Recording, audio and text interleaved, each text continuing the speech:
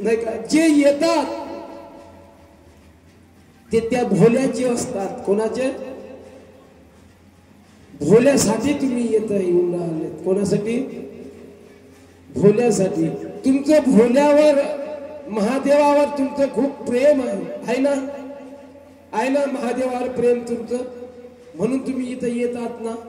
एवढं प्रेम आहे भोलेनाथावर का जीवापाड आहे, एवढं प्रेम आहे नाही का. त्याच्यावर एवढं प्रेम आहे का जीवाच्या पार आपलं त्याच्यावर प्रेम आहे भोलेनाथावर, आणि त्याच्यासाठी तुम्ही येता. इथं कोण येत नाही मग सांगा ना, कोण येत नाही? ज्याचं प्रेम त्याच्यावर नाही तो येत नाही. एक मागच्या जन्माचं पुण्य पाहिजे इथं येण्यासाठी, हे एक आहे. आणि मागच्या जन्माचं पाप असेल तर तो त्या पाप्याला आपल्या जवळ येऊ देत नाही. म्हणून तेव्हापासून शब्द निघाले, म्हण निघाली, पाप्याला पंढरपूर घडत नसत. आलं का लक्षात? करताय का? ऐकताना तुम्ही? पाप्याला पंढरपूर घडत नाही, कारण त्यालाच घडतो पंढरपूर. त्याचं पूर्वजन्माचं कर्म तुम्हाला येथं घेऊन येतं, आणि त्याचा पूर्वजन्माचं पाप इथं येऊ देत नाही. म्हणूनच पंढरपुरात जात नाही. म्हणूनच भोलेनाथाजवळ महादेवाला जात नाही. ही सत्यता आहे त्यामध्ये. शिव भोळा चक्रवर्ती, शिव भोळा चक्रवर्ती, शिव भोळा चक्रवर्ती, शिव भोळा चक्रवर्ती. त्याचे पाय माझे चिरते, शिव भोळा चक्रवर्ती, पाय माझे चिरते, त्याचे पाय माझे चिरते. रामजी हो रामजी, रामजी हो रामजी, रामजी हो रामजी, रामजी हो रामजी, राम राम राम.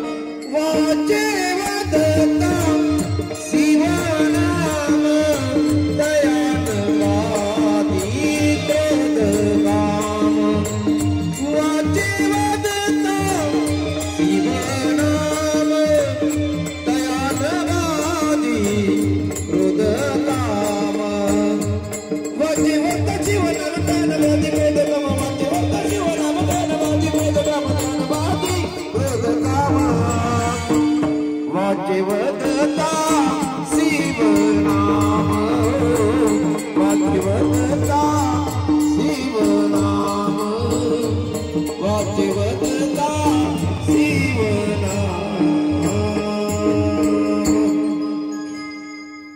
ज्याने मुखानं शिव नाम घेतलं ना दादा, त्याला कधी क्रोध काम त्याच्या जवळ येतच नाही.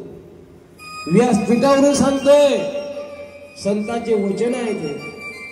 नाम घेता शिव नाम तयाना बाधे क्रोध काम. संतांचे वचन आहे दादा.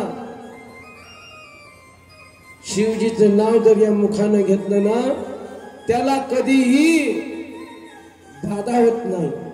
क्रोध काम त्याच्या जवळही डुकून पाहत नाही. परंतु आमच्या जवळ वेळ किती आहे कुठं आहे. तुम्ही आता शिवजीचे तुम्ही उपासक आहे, शैव आहे. किती जणही न मग आतापर्यंत रुद्राक्षाच्या माळा टाकल्या हात वरती करा. हा कुणीच नाही. नाही रुद्राक्षाच्या माळा ठणठण पाक काहीच नाही. मग नुसतं पाणीच टाकता काय का नुसतं ड्रामानं पाणी उलटतं त्याच्या. कमाल आहे मावल्या तुमची. अरे रुद्राक्ष तुम्हाला मी सांगितलं रुद्राक्ष कसे निर्माण झाले. भगवंताच्या अश्रूतून निर्माण झाले दादा. एकमुखी दोनमुखी तीनमुखी 14 मुखी पर्यंत त्यांच्या अश्रूतून ते झाड निर्माण झालं. त्यांचे अश्रू आहेत त्या रुद्राक्षामध्ये. रुद्र म्हणजे रडणे नाही का. त्या रुद्राक्षामध्ये त्या यांचं रडणं आहे, अश्रू आहेत त्यामध्ये. ती माळ जर आपण घातली नाही घातली नसल तर तुम्हाला शैव म्हणन काय कोणी.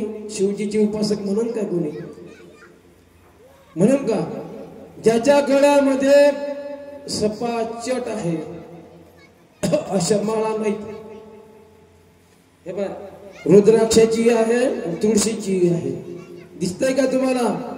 उद्या चष्मे घेऊन येता. बारीक रुद्राक्षाची माळ आहे आणि एक तुळशीची माळ आहे. ज्याच्या गळ्यामध्ये रुद्राक्षही नाही तुळशी नाही आणि ते कोणाच्या गळ्यात नसतं. सांगा ना कोणाच्या गळ्यात नसतं. पट्टा कोणाच्या गळ्यात नसतं. पट्टा नाही समजत. हा गळ्याले पट्टा कोणाच्या गळ्याले नसतं. जे पाळलेले कुत्रे आहेत त्यांच्या गळ्याला काय असतं. सांगा ना बोला ना बोलता. आपलं जे शिव महापुराण आहे बोलत चालत आहे हसत खेळत आहे. जो पाळलेला कुत्रा आहे त्याच्या गळ्याला काय असतं. हे इथंच आहे इथंच आहे इथंच आहे. हे कुत्र पाळलेलं होय त्याच्या गळ्याला काय आहे. पट्टा आहे. आणि पट्टा कोणाच्या गळ्याला नसतं. जे बेवारस आहे. मग तुम्ही त्यापैकी आहे का.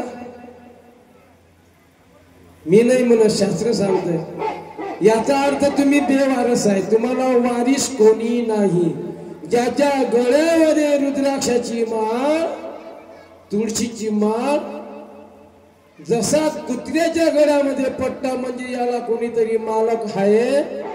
ज्याच्या गळ्यामध्ये तिकडे ठीक नाही. ज्याच्या गळ्यामध्ये माळ नाही ती बेवारस आहे. मग आपलं आपलं तुम्ही समजून घ्या काय आहे तर नाही का. तुम्ही तुमची सोडवण करा नाही का. आपली आपण करा सोडवण. याच्या खूप आणले हो तिकडून. राऊत महाराज आहेत का त्यामध्ये. आतमध्ये घ्या त्यांना. शाबास. यांचे सर्व एका चिठ्ठीवर नाव लिहायचे.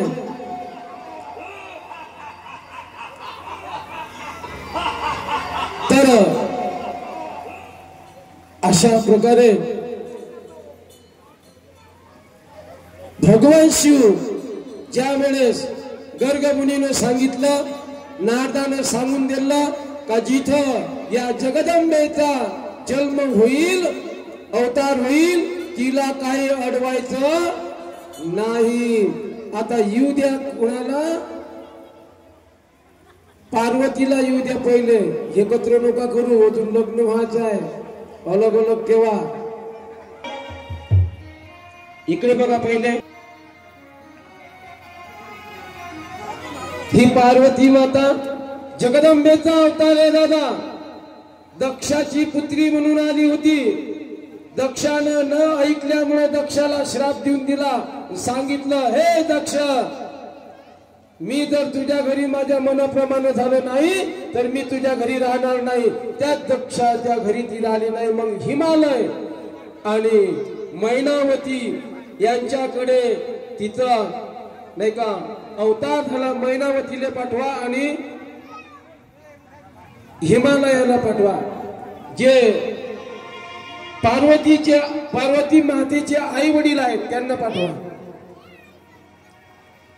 तुम्ही इकडे व्हा. हा तिथं थांब. हे हिमालय राज इकडे राहा तुम्ही आणि जा तुम्ही. आईले म्हणा, आई आई माझं मन या इच्छामध्ये नाही, राजपाटामध्ये, मला तपश्चर्या करण्याकरिता जाऊ दे. म्हणा थोडस काहीतरी पुटपुटा. हसूही नका, सर्व चित्रीकरण होत आहे तुमचं, युट्यूबवर जात आहे. म्हणा आईला, आई इथं रोल खरा करायचा, सत्यता बिलकुल न हे करता. आई मला आज्ञा दे ग, मला तपश्चर्या करायची आहे, मला नंदावत व्रत करायचं आहे, मला कात्यायनी व्रत करायचं आहे, जेणेकरून माझं काय होईल, मला माझ्या मनवांछित पती मिळेल. आई मग सांगते, आई म्हणते जा जा आणि तिला आज्ञा देते, जा तुम्ही तिथं आता बसा आणि तप करा. तुम्ही ध्यानस्थ बसा, तिथं बसून राहा. बसा एका ठिकाणी आणि घनघोर खाली बसा ना, खाली खुर्चीवर नका बसू, पलकट मांडून खाली बसा. तिकडे बघा. हा आणि अशी मुद्रा करा जपाची. हा ध्यानस्थ मुद्रा करा. असं तप केलं दादा माझ्या जगदंबा जी माता आहे, पार्वती रूपामध्ये आहे. पार्वती नामकरण करण्यात आलं आणि आईची आज्ञा घेतली, पण बापाला माहित नव्हतं. बापाला माहित नव्हतं आपली कन्या कुठे गेली म्हणून. आणि घनघोर पहिल्यांदा आमच्या पार्वती आईनं फळ खाऊन तपश्चर्या केली. त्यानंतर ज्याचे तप करत आहे ते अजूनपर्यंत आले नाहीत, म्हणून त्या पार्वती मातेनं फळ खाणं सोडून दिले. त्यानंतर हिरवा पाला झाडांचा खात होते आणि त्यानंतर तरी सुद्धा पण शिवजी आले नाहीत. मग त्यांनी झाडाचे पानं सोडा, खाली पडलेले वाळलेले पानं खाणं सुरू केले, तरी पण आले नाहीत. त्यानंतर पानं खाणं सोडून दिले, फक्त पाणी पिणं आणि तप करणं एवढंच फक्त माझी जगदंबा माता पार्वती ही तप करत होती.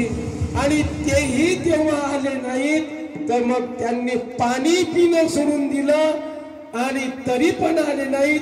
मग त्यांनी वायू जो घेतो तो पण घेणं सोडून दिलं. एवढं जेव्हा केल्यावर शिवजीला यावंच लागतं. आता शिवजी आले, येऊ द्या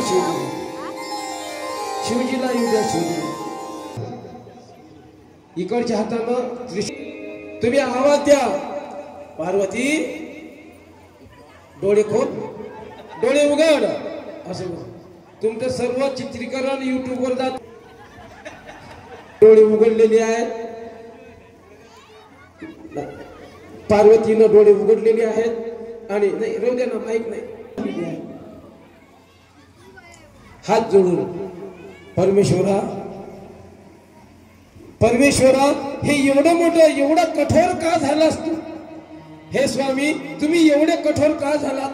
एवढं चर्या केली आणि एवढं करून सुद्धा एवढा उशीर तुम्ही लावला, त्यावेळेस शिवजी म्हणतात अगं थोड्यासाठी जर मी कोणालाही प्रसन्न जर झालो तर अशा लईनीच्या लईनी लागतील ना, आणि मी कसोटी घेतो, कोण माझ्यापर्यंत येतो आणि जो सुदृढ असेल आणि जो मनापासून येतो तो माझ्यापर्यंत येतो. आणि तसंच त्यांनी आशीर्वाद दिला, जा परंतु एवढ्यावरच नाही, पुन्हा आणखी तुम्हाला कात्यायनी व्रत करा असा आशीर्वाद द्या. आणि इकडे द्या, तुम्ही आशीर्वाद द्या, तुझ्या मनोवांछित जे आहे ते देईल, परंतु तुला कात्यायनी व्रत करावं लागल. या आता इकडे तुम्ही फिरा, मागे तुम्ही मागे फिरा, थांबा इकडे. आता माता पुन्हा बसा खाली, पुन्हा कात्यायनी व्रत माता करत आहे. कारण कात्यायनी व्रत कोण केलं होतं? भागवत ऐकता ना तुम्ही? कोण केलं होतं? हा, कोण केलं? गवळणींनी केलं होतं कात्यायनी व्रत. का? की मनवांछित हाच पती मला मिळायला पाहिजे.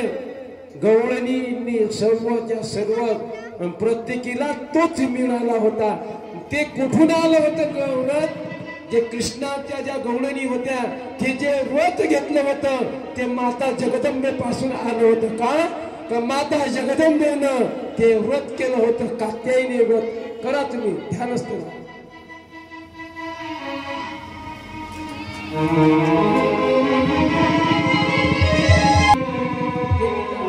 देवीचा उदो उदो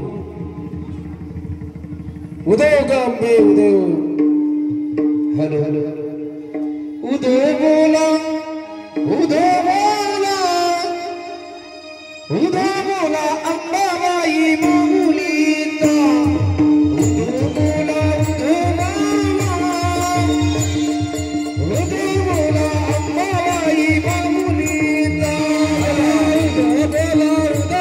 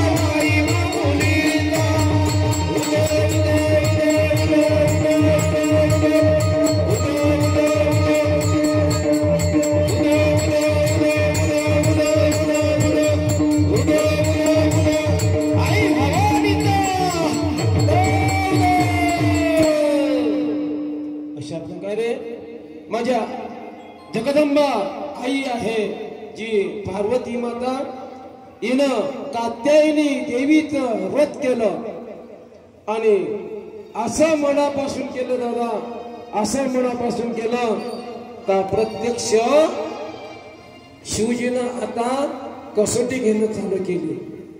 शिवजीनं सांगितलं, काय सांगितलं? जे सप्तर्षी आहेत त्यांना पाठवलं, जा पार्वतीकडे आणि म्हणा त्या शिवच्या माग लागून काय फायदा आहे तुझा? तो भभूतधारी व्याघ्र चर्म घातलेला, डोक्यावर जटा आहे, चंद्र आहे, गळ्यामध्ये सर्प आहे आणि हाती त्रिशूल आहे, भस्म अंगाला, भस्म उटी रुंदवाळा, भस्म आहे अंगाला. ह्या अशा बैराग्याच्या सोबत तू लग्न करतेस असे सप्तर्षीला सांगितलं. आता सप्तर्षी आले भाऊ देवी जवळ आणि देवी जवळ आल्यानंतर या ना ऋषी महाराज या सांगा बाकीचे तिकडे म्हणा तुम्ही देवी देवी पार्वती मातेला म्हणा डोळे उघडा उघडा उघडा डोळे, खाली बसा बसा खाली म्हणा. तुम्ही म्हणा शिवजीच्या मागे कशाले लागले? काय त्याच्यामध्ये? एक तर व्याघ्र चर्म घालते, स्वतःच घरही नाही, कुठे राहा तुम्ही? आहे काय घर? सांगा ना म्हणा तुम्ही, आहे काय म्हणा घर? त्या शिवजीला घर तरी आहे काय म्हणा? त्या हिमालयात जाऊन आहे म्हणा तिथं, तिथं थंडी आहे, त्या थंडीमध्ये तुम्ही कुडकुड अंगावर घ्यायलाही नाही काही. काय अंगावर घ्यायले? काहीच नाही. आणि त्यांचं काय सर्प आहेत म्हणजे गळ्यामध्ये, एखादा असा मारला डंकत असं ज्यावेळेस ते ऋषी सांगत होते ना, ती माता क्रोधित होत होती, रूप क्रोधात आलं त्यांचं. अनाप शनाप माझ्या शिवजी बद्दल जर शब्द काढले ऋषी मुनी मी श्राप दिल्याशिवाय नाही.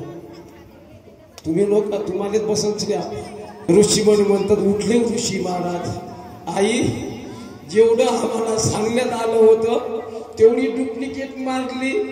आता तुम्ही काही आता सहाय्य झाल्या नाही म्हणून आम्ही फिरतो माघारी जा. त्यानंतर वशिष्ठ मुनीची जी पत्नी आहे, जे आता आहे का पाठवा, हा पाठवा इकडे. हा तर जयाला पाठवा, जया नाही तर विजया पाठवा.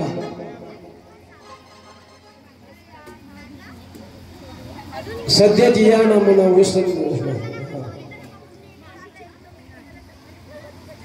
तर आता असं समजा ह्या अरुंधती आहेत, बसा तुम्ही त्यांच्याजवळ. प्रमाण नाही सामने सामने बसा, आमने सामने.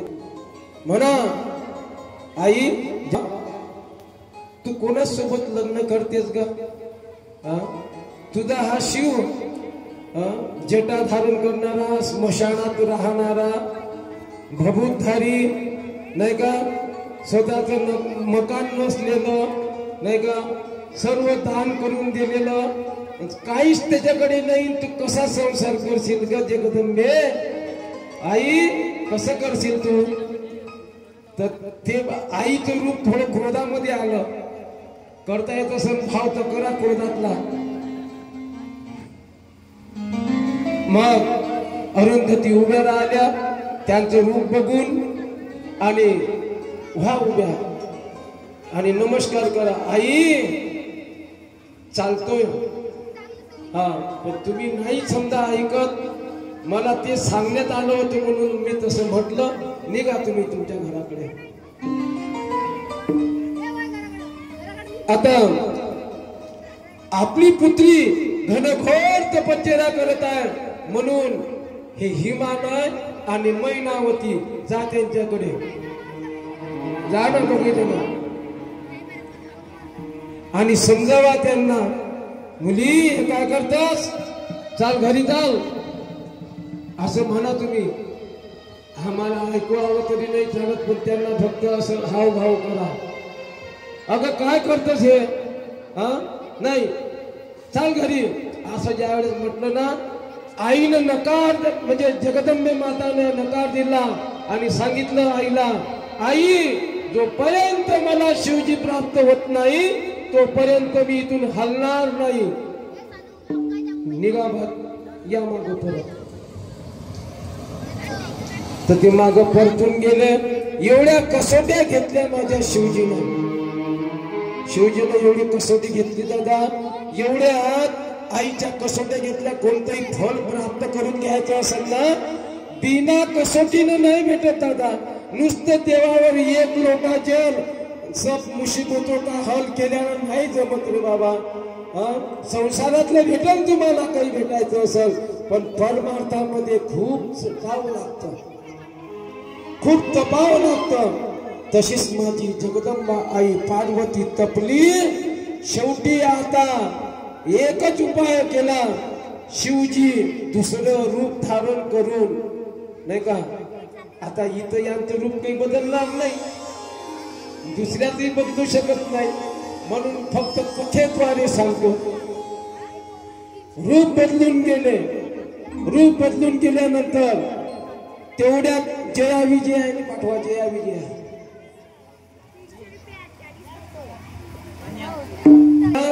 पार्वतीच्या मैत्रिणी बसत त्यांच्या जवळ आता. आणि जया विजया ह्या येऊन सांगतात पार्वती आईला. का काय सांगतात? अगं सखे तुझ्या घरी कोणीतरी आलेला आहे. कोण आहे? तो वेशामध्ये एक बैरागी दिसतो. अलख रंजन अलख रंजन अलख रंजन असा करतोय. अलख अलख अलख अलख निरंजन असा करतोय. कोण आहे माहित नाही. पार्वतीनं बघितलं. पार्वती मातेनं जसंही बघितलं काही नाही म्हणे. आता आपण पंचपक्वान्नाचा स्वयंपाक करू चला म्हणे. यांना राहू द्या इथं आणि तुम्ही खाली बसा. बसा खाली आणि तुम्ही या त्यांच्या जवळ आणि सांगा. तुम्ही यांच्या जवळ तोंड फिरवा. हा म्हणा तुम्ही बसा खाली. बसा ना खाली. बसा खाली. बसता नाही येत का? राहू द्या उभे. तुम्ही उभे राहा ना. मग पाहुणे आलं तर तो शिव त्याच्यासारखा नालायक नाही. जेवढं सांगितलं त्यांनी गुणगान गायलं तोपर्यंत पार्वती मातेनं जया विजयानं स्वयंपाक बनवला. खीर बनवली. खीर. शिवजी खीर आवडते तुम्हाला? घरी गेल्यानंतर पण म्हणता तुम्ही. आता घरी गेल्याबरोबरच खीर करायची आता का. आणि पार्वती माता घेऊन आली. या घेऊन उठा तुम्ही आता उभ्या व्हा. हे ताट घ्या. एक कटोर घ्या. कटोर तुम्ही फिरा का असे. तुम्ही कोण बैरागी ना. हे घ्या प्रसाद घ्या. द्या द्या त्यांच्याजवळ. घ्या घ्या. तो त्रिशूल ठेवून द्या ना आता इकडे. इथं ठेवा टेकून. बसा खाली. नाही तुम्हाला तर बसताच येत नाही. असा भाव करा आणि बसा. तुम्ही खाली बसा तिथं त्याच्याजवळ. म्हणा असा हात करू करू हात करू करू म्हणा. मोठ्या लंब्या लंब्या गोष्टी माझ्या बाबाजवळ सांगत होत्या. कर म्हणा. तुम्हाला स्वामी सोबत भांडण नाही करतायत का? करून पहा थोडस. ते माझ्या म्हणजे तुमच्या आई वडिलाजवळ म्हणा म्हणा म्हणा. हा घ्या. हे काही नाही येईन मान टाकली आणि उच्च खाणे. मग ते खाणंही बंद केलं. खाणं बंद केलं. खाली मान टाकून दिले. बोलता बोलता मोठं तुम्हाला माहित नाही नियम तुमच्यापासून चालू होतात ना. तुम्ही लग्न व्हायच्या अगोदर जर दामात जर घरी आला लोक काय म्हणतील. शिवजी खजीर झाले. ओळखलं वाटते बाबा. आणि खालची मान वरती करत नाही. सांगत आहे काय बघता. खीर खा. खीर म्हणा. खीर खाणं चालू केली भाऊ. आता जा घराकडे. जेव्हा विवाह होईल तेव्हा येता. आता याचं काम नाही. तिकडे लोक आजूबाजूला. आई उठा तुम्ही त्यांच्या जवळ बसा. आणि तुम्ही आता त्यांच्याकडे जा. तुम्ही आई वडील आहात ना. जा त्यांच्या जवळ. मग आता ती पार्वती आई तुमच्या घरी आलेली आहे तप करून, तिला साध्य झालेला आहे ना. आता एक करा. आता ब्रह्मदेवाने सांगितलं, ब्रह्मदेव आहेत का 33 कोटी देवांगण इथं झालं का? ब्रह्मदेवाने सांगितलं हिमालय राजला, ज्याचं नाव हिमालय असेल त्यांनी ब्रह्मदेवाकडे बघा. तुमचं नावही माहित नाही का तुम्हाला? ब्रह्मदेवानं सांगितलं की जा जिथं शिव असेल शिव सोबत या पार्वतीचा विवाह करून द्या, असं ब्रह्मदेवानं सांगितलं. आणि ब्रह्माजी निघून गेले. जा ब्रह्माजी आपल्या स्थानावर. मग दक्षाच्या काळामध्ये दक्ष नाराज होता मुलीवर, आणि पार्वतीच्या रूपामध्ये असताना आई नाराज होती. का? आपला दामाद असा आहे, एवढी सुंदर लावण्याचं रूप माझ्या मुलीचं आहे, आणि एवढी सुंदर सोन्यासारखी मुलगी ज्याने घर राहिले नाही त्याला दिली तर माझ्या मुलीचा संसार ठीक होणार नाही, म्हणून ही तयारच नाही होईल. मैनावती कधी तयार नाही होईल. परंतु इकडून नारदानं सांगितलं, इकडून सर्वांनी सांगितलं, समजून सांगून कुठतरी ब्रह्माजीनं येऊन सांगितलं का आता हा विवाह अटळ आहे, हा विवाह झालाच पाहिजे. असं जेव्हा सांगितलं तर त्यावेळेस मग आई काहीतरी अंशी मान्य झाली आणि विवाह ठरला. शिव आणि पार्वती मातेचा विवाह ठरलेला आहे. तारीख नाही का, तारीख ठरलेली आहे. सर्वांना निमंत्रण दिलेलं आहे. तोपर्यंत सर्वांना अक्षता वाटा,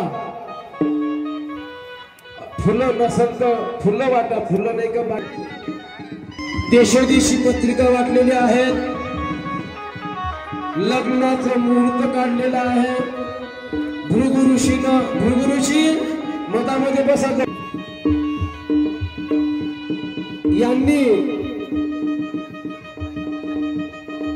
यांनी मुहूर्त काढलं लग्नाचं,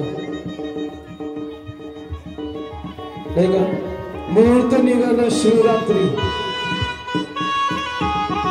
नाही का? त्या दिवसाला तो दिवस येण्यासाठी काही दिवस बाकी होते आणि पत्रिका घेऊन सर्व वाटत होते. आता मग देवाधिकांना सुद्धा पत्रिका दिल्या.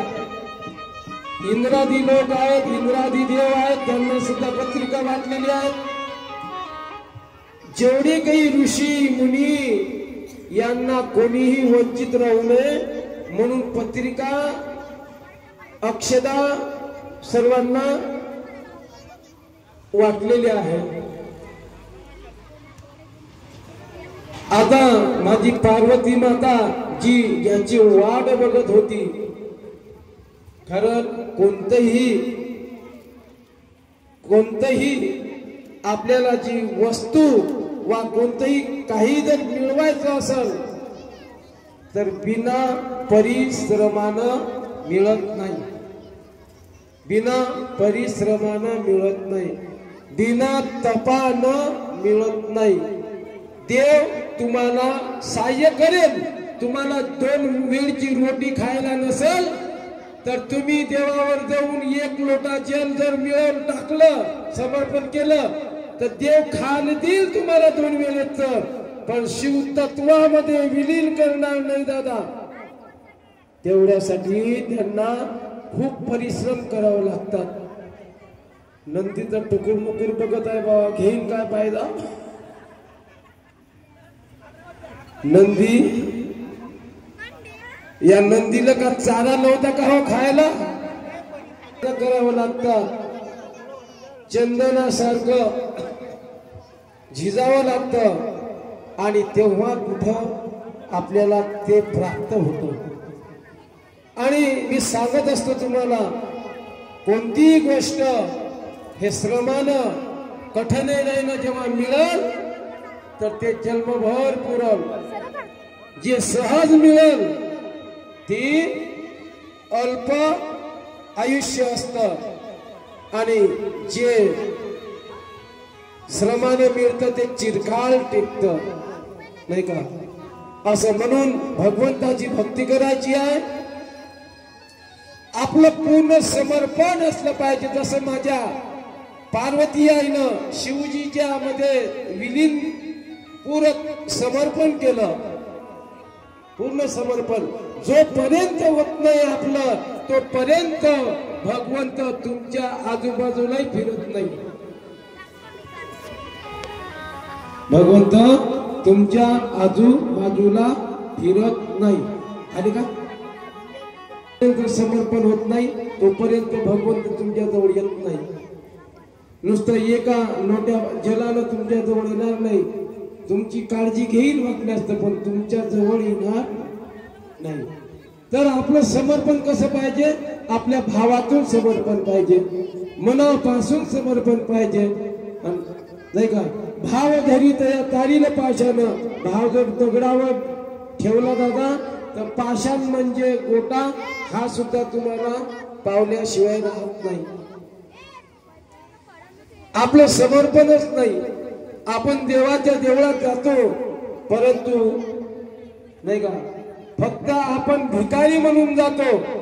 काय म्हणून जातो? भिकारी म्हणून जातो आपण. आता ते काही भिकारी देवळाच्या समोर असतात, तोही भिकारी असतो, आणि तो देवळात जातो तोही भिकारीच असतो. देवळाच्या समोर बसलेले भिकारी ते 1 रुपया मागतात तुम्हाला. फरक तुमच्यामध्ये त्याच्यामध्ये काय आहे? तो 1 रुपया मागतो, तुम्ही 1000 रुपये मागता किंवा 1 लाख मागता. फरक पैशाचाच आहे, पण भिकारी तोही आहे, भिकारी तुम्ही आहे. मग देव